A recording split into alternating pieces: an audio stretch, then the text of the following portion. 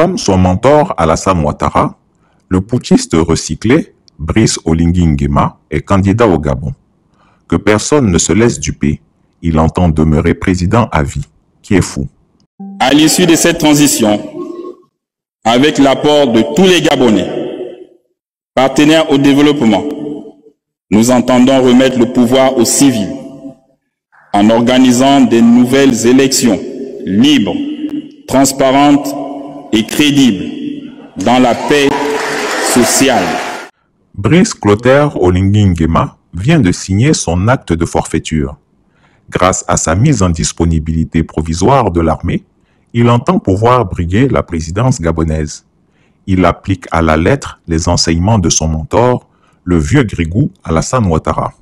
Une leçon bien apprise.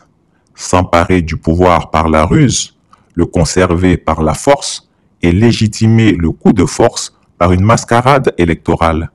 C'est un schéma bien connu et une méthode vieille comme le monde. La mise en disponibilité de Brice Oligui Nguema de l'armée n'est qu'une étape supplémentaire dans sa grande entreprise de confiscation du pouvoir.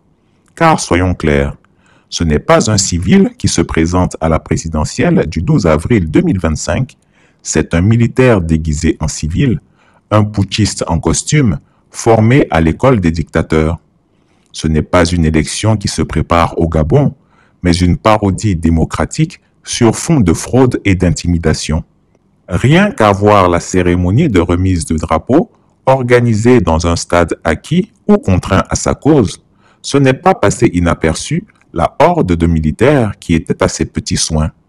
Et qui donc conseille cette comédie électorale? Qui souffle à l'oreille du nouvel apprenti dictateur sur comment manipuler les institutions et verrouiller le jeu politique?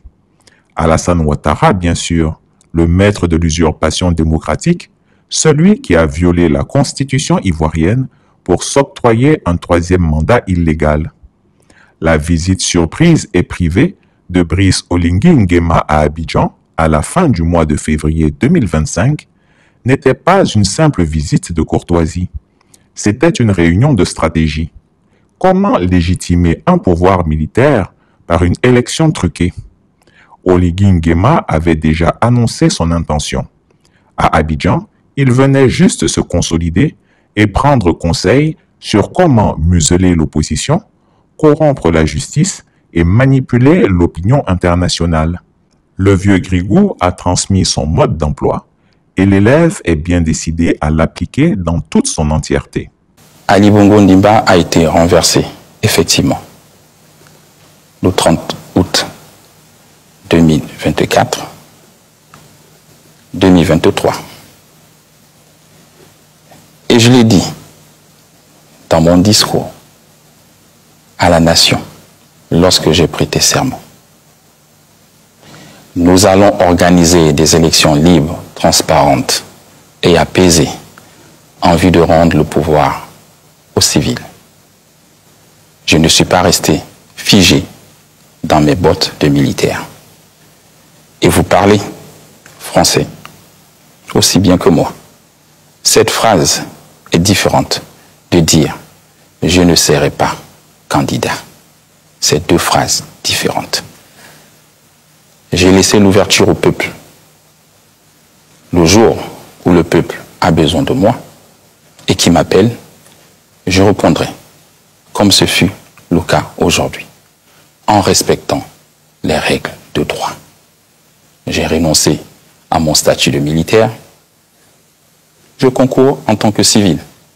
Et pour preuve, vous ne m'avez pas appelé général, vous avez dit Brice Clotaire Oligui Nguema. C'est dire que le titre de général a disparu. Je suis un civil, tout comme les autres. Oligui Nguema ne fait que perpétuer un cycle bien connu en Afrique francophone. Les hommes de main de la France-Afrique qui se rebellent pour mieux servir leur maître. Ce n'est pas par patriotisme qu'il a renversé Ali Bongo, mais pour perpétuer un système où les intérêts français restent protégés et où l'appareil militaire confisque le pouvoir aux civils. Un autre pion, une autre marionnette. Et je vous invite à faire la remarque. La France ne dira rien et techniquement, Brice Oligui Nguema sera affublé de tous les qualificatifs de choix aux antipodes du traitement infligé aux dirigeants de l'Alliance des États du Sahel, AES. Le 30 août 2023, vous l'avez dit, vous avez refusé le terme de coup d'État, vous dites coup de libération. Vous avez aussi opté pour une transition courte, ça devait être 2 ans, ça va même être moins, les élections vont avoir lieu en avril. C'est quand même très différent de ce qui se passe au Sahel. Je vois que vous souriez, vous ne souhaitez pas qu'on vous compare aux putschistes du Sahel? Putschiste, j'ai dit le mot un peu trop fort. Ce n'est pas un terme que je vais employer pour mes collègues militaires. Ce n'est pas la peine, à chaque fois, de jeter la pierre sur les autres.